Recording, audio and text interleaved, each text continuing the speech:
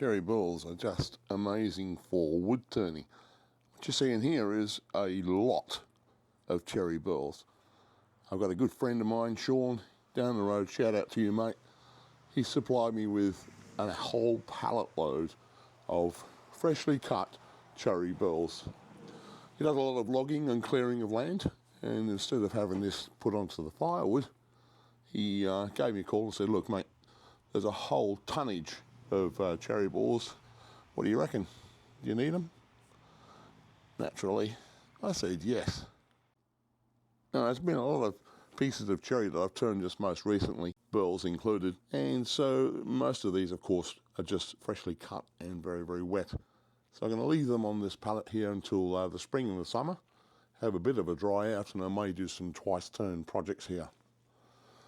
Well, I did find a nice little piece out of all of this, and that's what today's project's all about. So let's get in there and have a look at it. This is today's star of the show. It's a very small branch cherry burl, so it is quite a, it's probably around about 3 to 4 inches in diameter, about 6 inches long. I don't really know what I'm going to do with this. I'm going to treat this as being the bottom. I'm going to put in a 1 inch force and a bit hole to suit the tailstock. I'm going to trap it between centres, and I'm going to turn this. She's just looking at that very closely. It's a bit of resin. Anyway, let's get it on the lathe and start turning.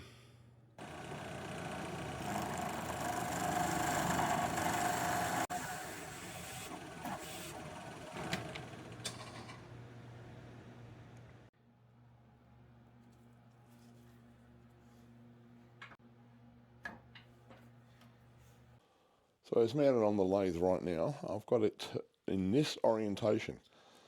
I haven't really turned something like this, especially a burl, in this type of orientation, and there's not much wood there. But I can see something there, and I'm going to give it a try. So coming up with the 1/2 inch bowl gouge just to level off the bottom here, because this is going to be the bottom of whatever I'm creating, and this is going to be the inside or the top. So I'm going to get a very small chucked tenon on the bottom. Hopefully the wood is stable enough for it to be held in the jaws of the chuck once I've done the turning. So bear with me, let's get it going. I'm going to get this spinning for as fast as I can possibly get it to spin without any sort of wobble on the lathe. I'm up to about 700 RPM there, so I can probably push it around about 800. I guess watch out for some disasters on this. I'm going to be very, very careful not to go to the outer edge here. Just stay very close to the centre to get that tenon turned and see how we go. I want to remain as much of the bark on this as I possibly can. So sit back and watch.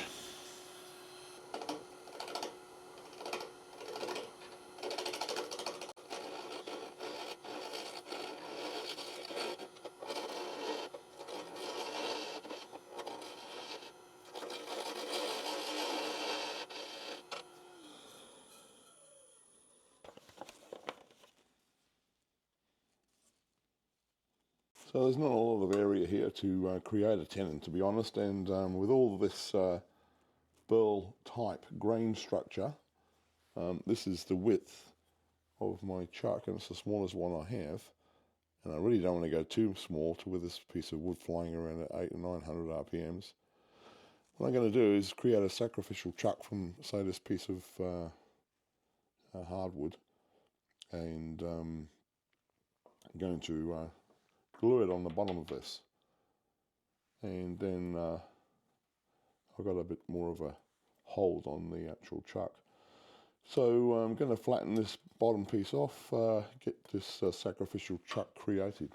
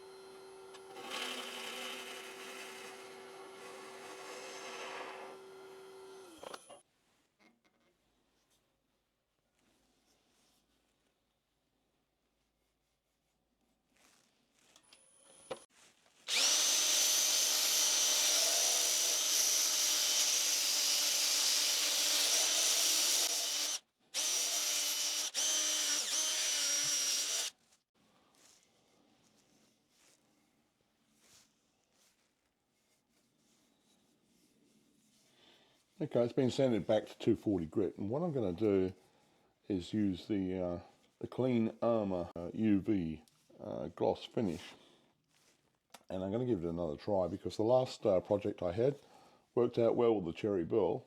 This wood is not particularly wet, but I want the bark to stay on the outside.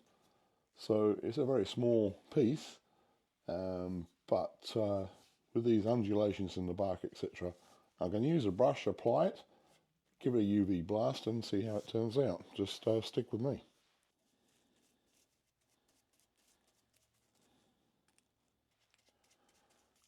And I'm not applying a lot to the bark, but I can already see there are some bubbles appearing on the bark itself, and I guess that's from the moisture content. But we'll soon see if that should disappear before I apply the UV light to completely cure it.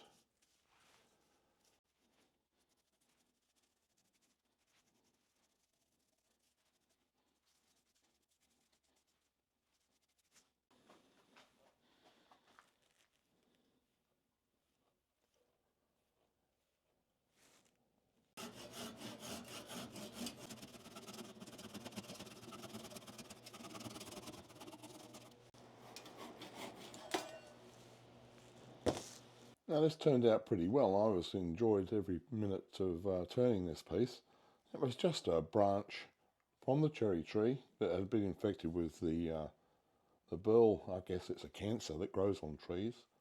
But the actual interior of the bowl has turned out extremely well, and using the gloss finish, it sealed this bark completely. It's not even able to be moved, or it's completely finished off. Now I made the outside of the bowl a very curve. What I should have done was actually probably turned this to the same shape and a lot thinner, but then of course the bark would have peeled off for sure. So I'm pleased with the actual outcome as it sees. It's a very small piece. It's great for someone's bathroom cabinet with wedding rings or earrings or whatever to be kept safe. It's quite a nice little piece. So another one finished, guys, next week. Cheers.